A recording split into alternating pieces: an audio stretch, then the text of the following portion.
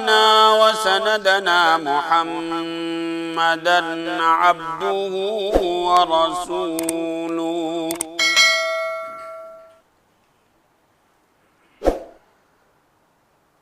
صلى الله عليه وعلى آله وأصحابه وبارك وسلم تسليما كثيرا كثيرا.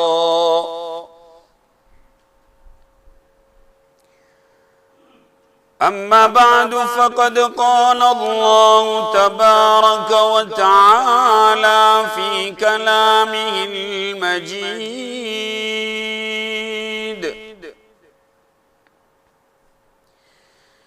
أعوذ بالله من الشيطان الرجيم. بسم الله الرحمن الرحيم.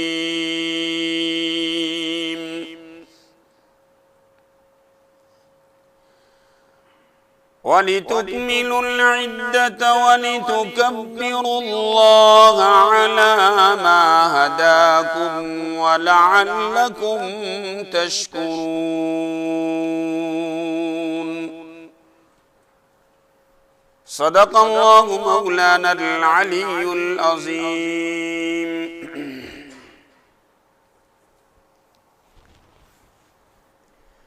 میرے محترم بھائیو، دوستو، بزرگو، اللہ تعالیٰ کا بہت بڑا فضل ہوا کہ اللہ تعالیٰ نے ہمیں رمضان المبارک کا مہینہ عطا فرمایا.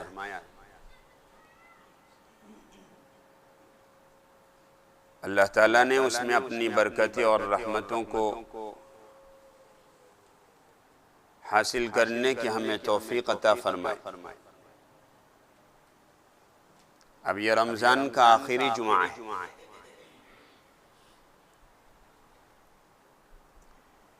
اس جمعہ کے بارے میں لوگوں میں بہت غلط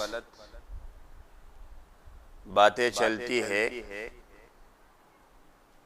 اور اس جمعہ کو جو جمعۃ الوداع کہتے ہیں کہ باقاعدہ کوئی جشن منایا جاوے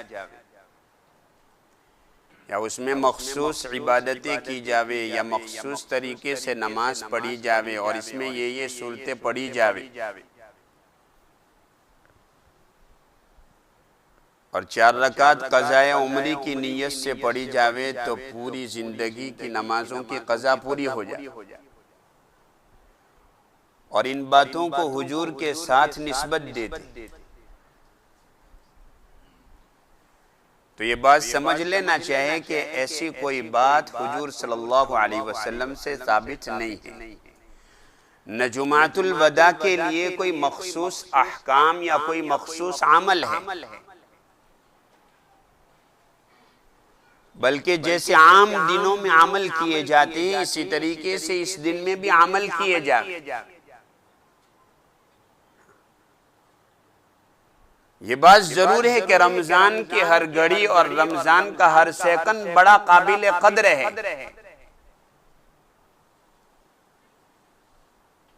اور یہ اس وجہ سے کہ رمضان جو ہے وہ تو سید الشہور ہے، تمام مہینوں کا سردار ہے، اور جمعہ جو ہے وہ سید الایام ہے، تمام دنوں کا سردار ہے. تو اس میں 2 چیزیں شامل ہو جاتی ہے، ایک تو رمضان کی فضیلت ثابت ہو جاتی ہے اور دوسری جمعہ کی فضیلت ثابت ہو جاتی ہے.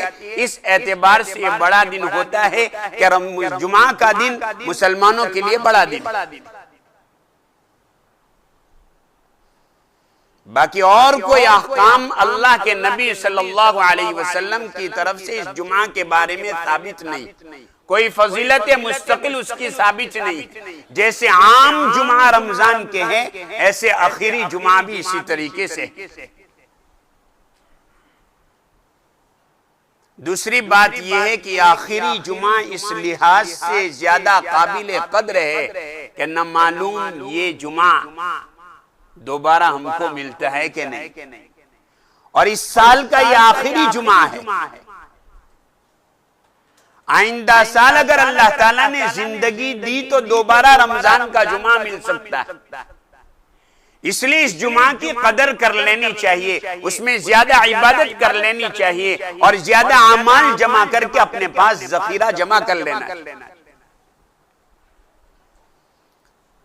دوسرا اس اعتبار سے کہ مسلمانوں کے دلوں میں عام طور پر دو قسم کے جذبات ہوتے ہیں اور ہونے چاہیے۔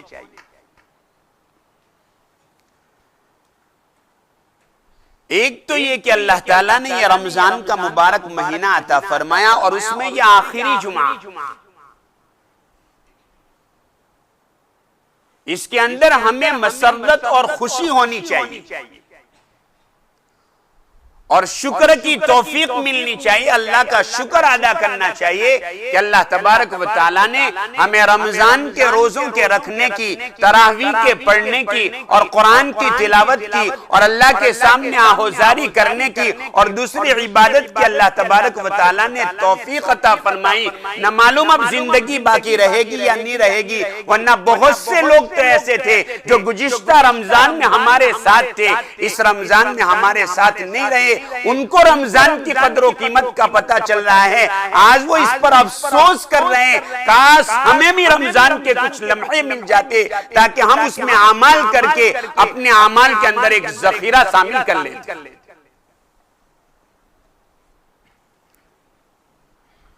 دوسرا یہ کہ رمضان المبارک کا مہینہ اللہ تبارک و تعالیٰ نے عطا فرمایا، اس میں ہم نے روزے بھی رکھے، تراویح بھی پڑھی، قرآن کی تلاوت بھی کی اور عبادت بھی کی، اپنے نظام الاوقات میں ان چیزوں کو داخل کر لیا کہ ہمیں روزہ رکھنا ہے، سحری کے لیے اٹھنا ہے، اور سحری کے لیے بہت سے لوگ تو باقاعدہ آدھا گھنٹہ پونا گھنٹہ جلدی اٹھ کر 2 رکعت 4 رکعت اللہ کے سامنے پڑھ کر آہوزاری کرتے ہیں، معافی مانگتے ہیں۔ تو اللہ تعالیٰ نے یہ توفیق دی، اپنے نظام الاوقات کو ہم نے تبدیل کر لیا، سونے کے، کھانے کے، کاروبار کے نظام کو بدل دیا، لیکن بہت سے لوگ دنیا میں آج بھی ایسے ہیں جن کے رمضان کے آنے کا نہ ان کو پتا چلا کہ کب رمضان آیا اور کب چلا گیا، نہ ان کے اوقات میں کوئی تبدیلی آئی، نہ کھانے پینے کے اوقات میں، نہ کاروبار کے اوقات میں، نہ سونے جاگنے کے اوقات میں، رمضان آیا اور چلا گیا۔ اس پر اللہ کا ہمیں شکر کرنا چاہیے کہ اللہ نے ہمیں رمضان میں عبادتوں کی توفیق دی، اللہ نے ہمیں ان لوگوں میں شامل نہیں فرمایا جن کو پتہ ہی نہیں چلا کہ رمضان آیا اور چلا گیا۔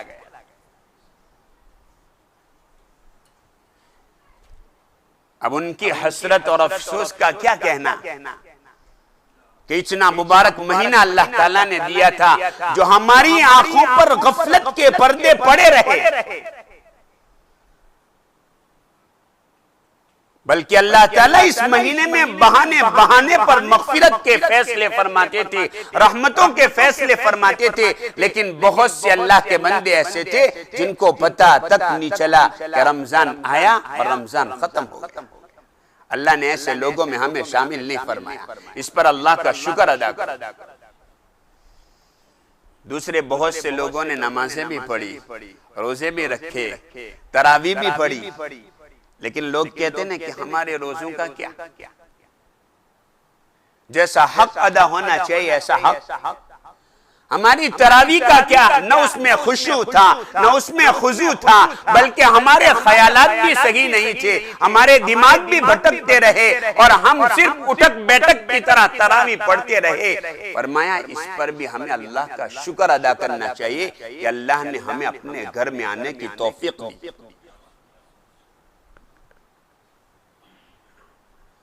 اللہ نے روزے کے رکھنے کی توفیق دی، اور اللہ گھر پر ایسے نہیں بلاتا، نوازنے کے لیے بلاتا ہے۔ اللہ گھر پر تو ان عبادتوں کی توفیق کے ملنے کے اوپر اللہ کا شکر ادا کرنا چاہیے، چاہے ہماری نمازوں میں خشوع نہیں تھا، چاہے ہماری تراویح میں خشوع اور خضوع نہیں تھا، لیکن ہم نے اللہ کے سامنے آ کر ایسی بھی نمازیں پڑھی ہے، یہ بہت قیمتی ہے اور اس پر ہمیں اللہ کا شکر ادا کرنا چاہیے۔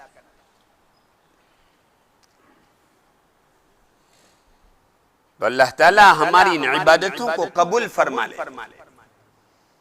میں نے دو چیزیں بتائی، ایک تو آخری جمعہ کے بارے میں کوئی احکام نہیں، کوئی الگ سے عمل نہیں، دوسرا اللہ نے رمضان دیا، عبادتوں کے کرنے کی توفیق دی، نہ معلوم آئندہ ہم رمضان میں پہنچیں گے کہ نہیں پہنچیں گے، اس لیے آج آخری دن ہو سکتا ہے۔ اور حدیث میں اللہ کے نبی صلی اللہ علیہ وسلم نے فرمایا روزانہ اللہ تعالیٰ افطار کے وقت 10 لاکھ آدمیوں کو جہنم سے آزاد کرتا ہے، اور جب آخری رات رمضان کی ہوتی ہے تو یکم رمضان سے لے کر آخری رمضان تک جتنے لوگوں کی مغفرت ہوتی ہے، اس نے آخری رات میں اللہ تعالیٰ مغفرت کے ان کے فیصلے فرمائے، یعنی آگ سے آزاد کر دیا۔ تو ہو سکتا ہے آج آخری ہو، کل کو عید ہو جاوے، تو آج اللہ سے مانگنے کا دن ہے اور جمعہ کا دن ہے، بڑا مبارک دن ہے، اس میں ایک قبولیت کی گھڑی ہوتی ہے، بندہ جو دعا اللہ سے مانگتا ہے اللہ تعالیٰ وہ چیز اسے عطا فرما دیتا ہے۔ اس لیے آج کے دن کی قدر کر لو، یہ نہ دیکھو کہ ہمارے روزے کیا، ہماری تراویح کیا، ہمارا قرآن کا پڑھنا کیا، نہیں، ہم نے محنت کی ہے، کوشش کی ہے، چاہے جس درجے کی بھی کی ہو، لیکن اب اللہ کی ذات کے ساتھ ہمیں امید رکھنا چاہیے، اور اللہ امید رکھنے والوں کو کبھی مایوس نہیں کرتا۔ ہاں البتہ اتنی ضرور بات ہے کہ جو روزے کی شان تھی، جو تراویح کی شان تھی، جو رمضان کی قدر کرنا تھی، وہ نہیں ہو سکی، اس کے بارے میں ہمیں استغفار کرنا چاہیے۔ کیا کرنا چاہیے؟ اور استغفار پر، معافی مانگنے والے پر اللہ تعالیٰ معاف بھی کرے گا اور ہماری عبادتوں کو قبول بھی کر لے گا، ہماری عبادتوں کو۔ ابن قیم رحمت اللہ علیہ کا قول ہے، جب بندہ محنت کرتا ہے یا کوشش کرتا ہے، اور کوشش کرنے کے بعد جب اپنی زبان سے ایسا کہتا ہے کہ میں نے کیا، تو اللہ کیا کہتا ہے؟ بندے توفیق تو میں نے دی تھی، اگر میں توفیق نہیں دیتا تو کیسے عمل کرتا؟ اس رمضان میں بھی بہت سے محروم ایسے ہیں جنہوں نے مسجد کا دروازہ تک نہیں دیکھا، اس لیے عبادت کرنے کے بعد اپنی عبادتوں پر فخر نہ ہو، اپنی تسبیح اور تلاوت پر فخر نہ ہو، اپنے رمضان کے روزوں کے رکھنے پر فخر نہ ہو کہ ہاں میں نے 30 روزے رکھ لیے، اللہ نے توفیق دی، بس اللہ اس کو قبول کر لے، اس لیے اللہ کے سامنے شکر بھی کرنا ہے اور اس کے اوپر استغفار بھی کرنا ہے کہ اللہ اس میں جو کمی کوتاہی رہ گئی اپنے فضل سے اس کو معاف فرما۔ تو ابن قیم فرماتی ہیں کہ بندہ اگر یہ کہے کہ میں نے کیا تو اللہ کیا کہتا ہے؟ توفیق۔ اور اگر کرنے کے بعد اپنی کمیوں پر نظر رکھے اور کہے اللہ میں جیسا کرنا چاہے تھا ایسا نہیں کر سکا، تو اللہ کہتے ہیں نہیں میرے بندے، تو بھوکا رہا، تو پیاسا رہا، تو نے اپنی شہوات کو چھوڑا، تو نے اپنے نظام الاوقات کو تبدیل کر لیا، نہیں، تو نے قربانی دی ہے، تو نے محنت کی ہے، اور تو نے اس کے اوپر محنت کر کے مجھے راضی کرنے کے لیے کوشش کی ہے، جا میں تیری عبادتوں کو قبول کر لوں۔ اس لیے جنہوں نے روزے رکھے، تراویح پڑھی، قرآن کی تلاوت کی، یا جو کوئی بھی عبادت کی، اللہ کے سامنے آہوزاری کی، مایوس ہونے کی ضرورت نہیں۔ اللہ تعالیٰ ان عبادتوں کو قبول فرما کر انشاءاللہ مغفرت کے فیصلے فرمائیں، اس میں کوئی شک نہیں۔ تو یہ رمضان کا آخری جمعہ، اس لیے فرمایا ان عبادتوں پر شکر بھی ہو، اللہ کی طرف سے توفیق ملنے پر شکر بھی ہو، اور اس کے ساتھ اللہ کے سامنے آہوزاری اور استغفار بھی ہو کہ اللہ تعالیٰ ہمیں اس کے اوپر معاف فرما دے۔ استغفار اور معافی اس لیے ہے کہ اللہ کے نبی صلی اللہ علیہ وسلم کی حدیث ہے، اللہ کے نبی صلی اللہ علیہ وسلم ایک مرتبہ جب جمعے کے خطبے کے لیے ممبر پر تشریف لے جا رہے تھے، اللہ کے نبی صلی اللہ علیہ وسلم نے جب پہلی سیڑھی پر قدم رکھا فرمایا آمین، دوسری پر قدم رکھا فرمایا آمین، تیسری پر قدم رکھا فرمایا آمین۔ صحابہ نے جب عجیب بات دیکھی، قربان جائے صحابہ پر جب کوئی عجیب بات دیکھتے تھے اللہ کے نبی صلی اللہ علیہ وسلم کے پاس تو فوراً سوال کر لیا کرتے تھے۔ صحابہ نے سوال کیا اللہ کے نبی صلی اللہ علیہ وسلم آج تو عجیب بات دیکھی کہ پہلی سیڑھی پر قدم رکھا تو آمین کہا، دوسری پر رکھا تو آمین کہا، تیسری پر، کیا وجہ؟ اللہ کے نبی صلی اللہ علیہ وسلم نے فرمایا جب میں نے پہلی سیڑھی پر قدم رکھا تو حضرت جبرائیل نے ایک دعا دی، اس دعا پر میں نے آمین کہی، جب دوسری پر تو دوسری دعا اس پر میں نے آمین، تیسری پر تیسری دعا دی اس پر آمین کہی۔ صحابہ نے پوچھا اللہ کے نبی صلی اللہ علیہ وسلم وہ دعا کیا تھی؟ فرمایا وہ دعا نہیں بد دعا تھی۔ کیا تھی؟ اور اندازہ لگائے اس بد دعا کا یا اس دعا کا جو دعا کے کرنے والا حضرت جبرائیل ہو، جو تمام فرشتوں کا سردار ہے اور سب سے زیادہ مقرب فرشتہ ہے اور اللہ کا ہر حکم پیغمبروں کے پاس لانے والا ہے، جس کا بہت بڑا مقام ہے، وہ فرشتہ بد دعا کرتا ہے۔ اور فرشتوں کے بارے میں قرآن میں یہ حکم ہے لا یعصون اللہ ما امرہم ویفعلون ما یؤمرون، اللہ کی نافرمانی نہیں کرتے، ان کو جن کاموں پر مقرر کیا جاتا ہے وہ کام ہی کرتے ہیں۔ یعنی کہ یہ اپنی ذات سے جبرائیل نہیں کہہ رہے، کرانے والی ذات اللہ، تو بیچنے والے اللہ ہے، بد دعا دینے والے جبرائیل ہے، اور اس بد دعا پر مہر لگانے والے میرے اور آپ کے پیارے آقا جناب محمد الرسول اللہ صلی اللہ علیہ وسلم ہے۔ اور کون سا مقام ہے؟ مسجد نبوی ہے، اور مسجد نبوی میں بھی منبر رسول ہے۔ اس سے اندازہ لگاؤ کہ کتنی خطرناک چیز ہے۔ کیا تھی پہلی بد دعا؟ فرمایا پہلی بد دعا یہ تھی کہ ہلاک ہو، برباد ہو وہ شخص جس کے سامنے اس کے ماں باپ بڑھاپے کی حالت میں آ جاوے اور وہ ان کی خدمت کر کے اپنے آپ کو جنت کا مستحق نہ بناوے۔ بڑھاپے میں ماں باپ کو خدمت کی زیادہ ضرورت پڑتی۔ قرآن نے بھی کہا نے وَقَضَى رَبُّكَ أَلَّا تَعْبُدُوا إِلَّا إِيَّاهُ وَبِالْوَالِدَيْنِ إِحْسَانًا إِمَّا يَبْلُغَنَّ عِندَكَ الْكِبَرَ۔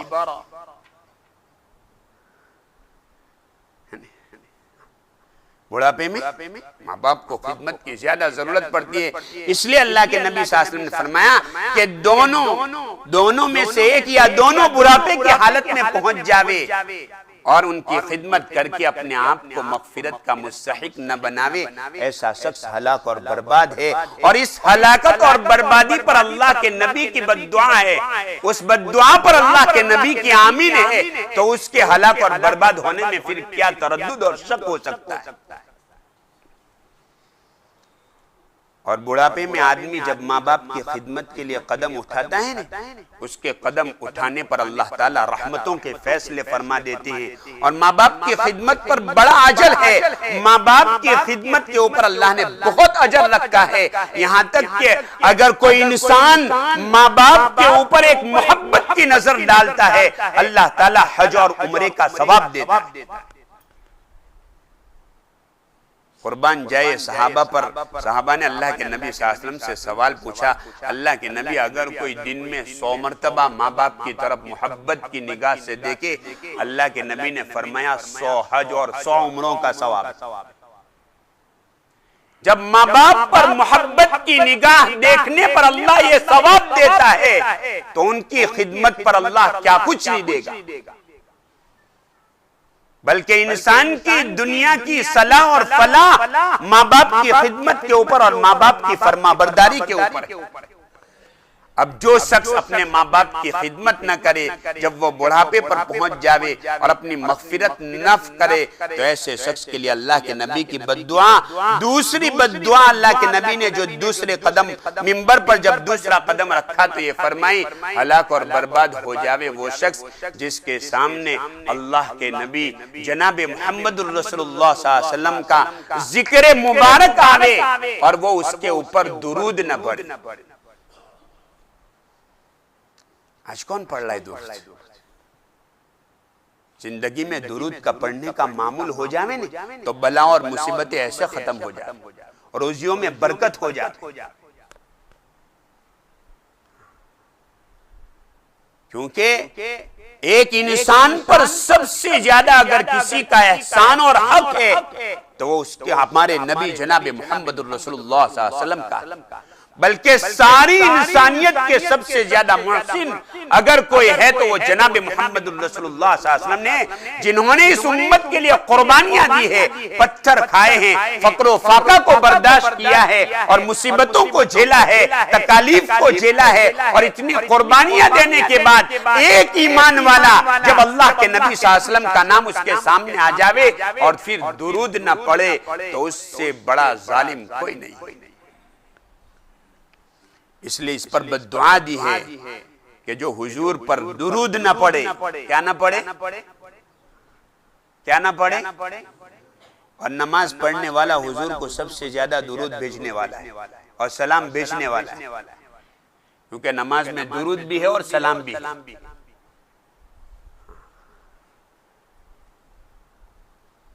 اس لیے ارادہ کرو کہ آج سے نماز پڑھیں گے اور درود شریف پڑھنا ہے، اس میں نہیں تو اس کے مطلب کو یاد کرو، مطلب کے استحضار کے ساتھ، معنی کے استحضار کے ساتھ کہ ہم اللہ کے نبی پر درود بھیج رہے ہیں، اس کا جو مطلب ہے اس کو یاد کر کے استحضار کے ساتھ نماز۔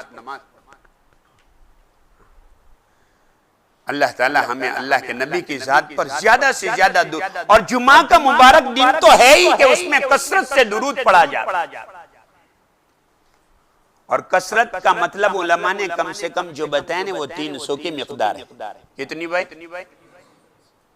300 کی مقدار کم سے کم، اور زیادہ میں کوئی حد نہیں۔ بہت سے اللہ کے بندے ایسے ہیں جو روزانہ کے 5,000 مرتبہ بھی درود شریف پڑھتے، اور پھر لوگ ہمیں الزام لگاتے کہ یہ درود پر نہیں پڑھتے۔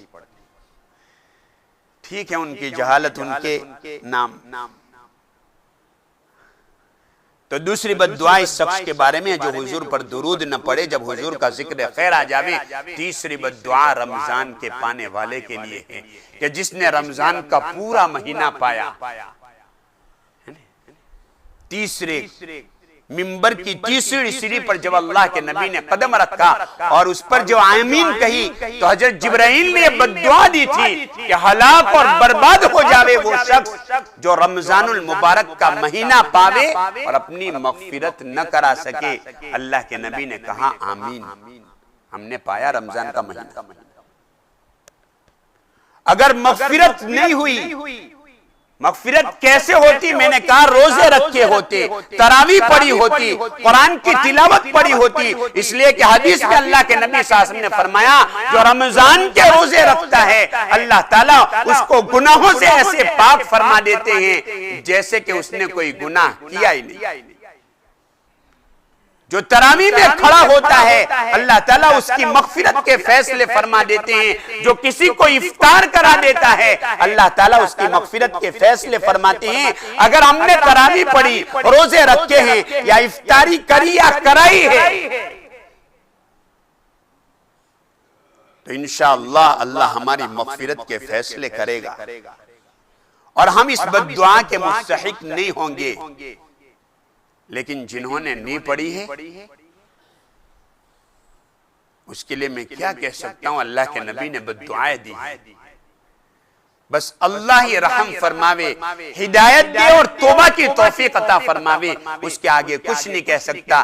اللہ تعالیٰ ہمارے اس رمضان کو قبول فرماوے، اس کی عبادتوں کو، ان کے روزے کو اور ان کی تراویح کو اور قرآن کی تلاوت کو قبول فرما کر ہمارے لیے مغفرت کا فیصلہ کرے۔ اللہ کہنے سننے سے زیادہ عمل کی توفیق عطا فرماوے۔